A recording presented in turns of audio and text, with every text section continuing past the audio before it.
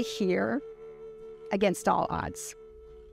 Who would believe the fantastic and terrible story of our survival, those of us who were never meant to survive? I really don't need to tell you the history that lives in your bones. We are assimilation's children.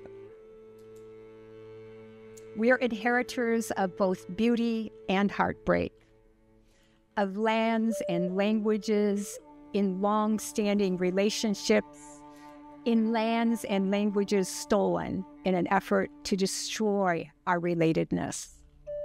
And though we are assimilation's children, we are also the children and the grandchildren and the great-grandchildren, the blood relatives of determined and triumphant survivors.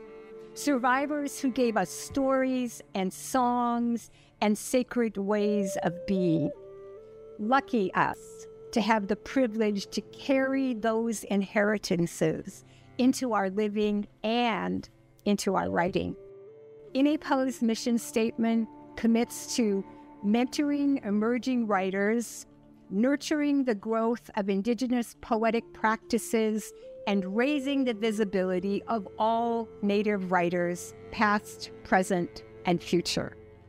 INAPO recognizes the role of poetry in sustaining tribal sovereign nations and Native languages.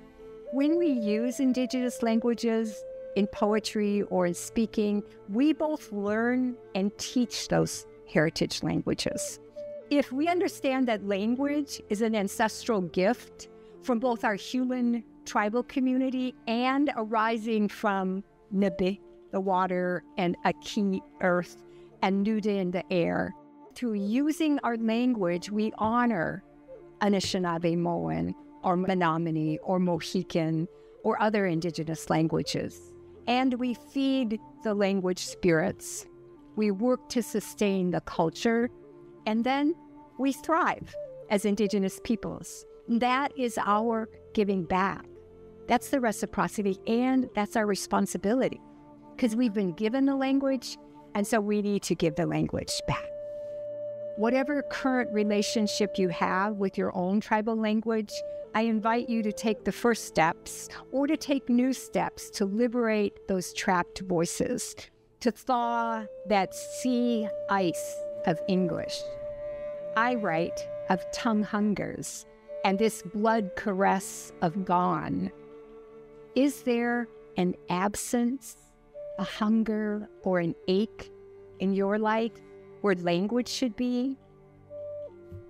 This is a chance for us to take the first steps to take our language back, and we'll be on the journey with you. Chimiglas.